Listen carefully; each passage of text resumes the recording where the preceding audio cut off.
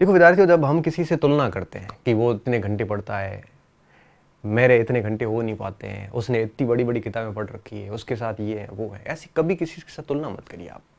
क्योंकि हर आप एक पैरामीटर देख रहे हैं घंटे वाला। हर व्यक्ति की याद करने की क्षमता अलग होती है, हर व्यक्ति का पढ़ने का तरीका अलग होता है, हर व्यक्ति की समझने की शैली अलग होती है, हर व्यक्ति का अपने आप में गैस पावर अलग होता है, हर व्यक्ति का पेपर अटेंड करने का तरीका अलग होता है, हर व्यक्ति का एक प्रकार से याद करने का तरीका अलग होता है, हर व्यक्ति की बैठने की क्षमता अलग अलग होती है, हर व्यक्ति का पढ़ने का तरीका अलग अलग होता है। तो ये सारी भिन्नताएं होती है। हम क्या करते हैं, किसी एक एंगल से तुलना कर लेते हैं कि उसके पास किताब ज़्यादा है, या वो ज़्यादा घंटे पढ़ लेता है, या उसने कई सालों से तैयारी की है। ये सारी चीज़ें गौण हो जाती हैं। आपको इन चीज़ों से अगर आप तुलनाएं करोगे, आप एक एंगल से तुलना करोगे तो बाकी एंगल छोड़ के अगर आप एक एंगल से तुलना करोगे तो निश्चित रूप से हम कहते हैं ना कि पराई थाली में घी ज़्यादा एकता है, दूर के ढोल हमेशा सुहावने नजर आते हैं। तो वो दूसरी चीज़ें हमें अच्छी ज़्यादा लगेगी, वो चीज़ें हमें ज़्यादा आकर्षित करेगी, और हम उन चीज़ों से आकर्षित होकर डिस्ट्रैक्ट हो जाएंगे रास्ते से, और अपन पढ़ नहीं पाते। इसलिए किसी से भी कोई तुलना ना करें, और अगर किसी को अगर नई सामग्री आती है तो उसको याद कर लो। और आप एक और चीज़ बता देता हूँ कि हर विषय अनंत है, चाहे इतिहास हो, चाहे भूगोल हो, चाहे मनोविज्ञान हो, कोई भी विषय हो, अनंत है।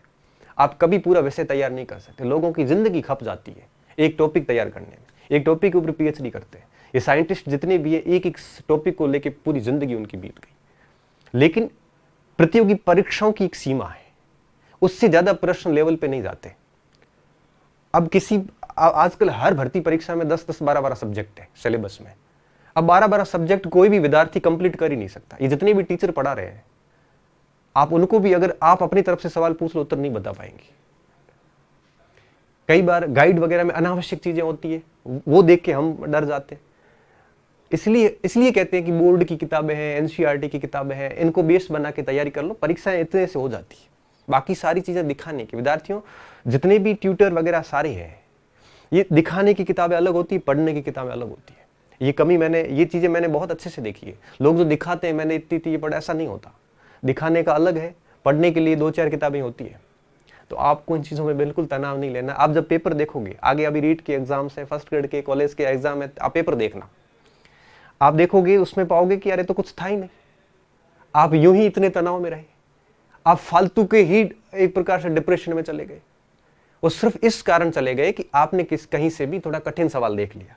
लोग जनरली, एक ह्यूमन प्रवृत्ति होती है, हम क्या करते हैं, हम ऐसा प्रश्न बनाते हैं जो हमें नहीं आता है। ये मानवीय प्रवृत्ति। मैं अगर आपको कहूंगा कि आप एक ऐसा मुझे कुछ सवाल पूछो, तो आप वही पूछोगे ना जो आपको नहीं आता।